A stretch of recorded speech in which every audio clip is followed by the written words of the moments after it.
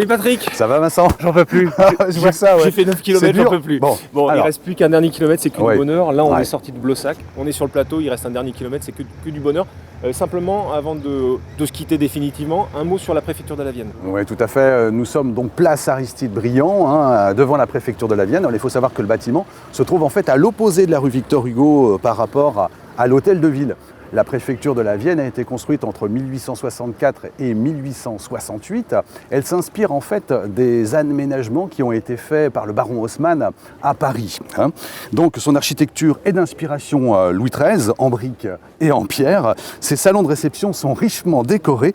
Ils illustrent l'importance des fonctions d'un représentant de l'État en province au XIXe siècle. Alors, question piège, Patrick, qui était le premier préfet de la Vienne? Eh bien, Vincent, il s'agit de Charles Cochon de l'Apparence. Ça ne s'invente pas. Il est né à Chandonnier, donc en Deux-Sèvres, non pas dans la Vienne, et il devient le premier préfet de la Vienne en 1800.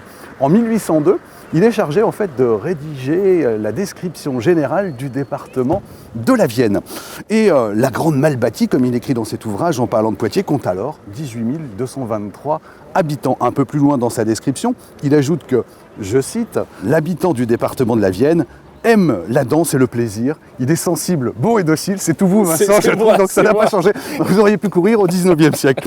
Charles Cochon de l'Apparence éteint finalement dans sa maison de Poitiers en 1825, à l'âge de 75 ans. Donc là, c'est pour la préfecture, et puis il y a un autre bâtiment juste à côté, c'est le conseil départemental de la Vienne. Eh bien oui, tout à fait, il s'agit du bâtiment du conseil départemental de la Vienne, alors dont les services s'installent à la même époque que ceux de la préfecture, en 1868.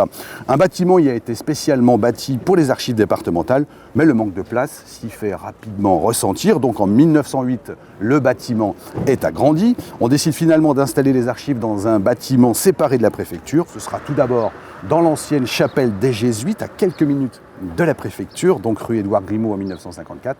En 1996, les archives départementales déménagent dans un nouveau bâtiment dans le quartier de la Gibauderie, où elles se trouvent encore aujourd'hui.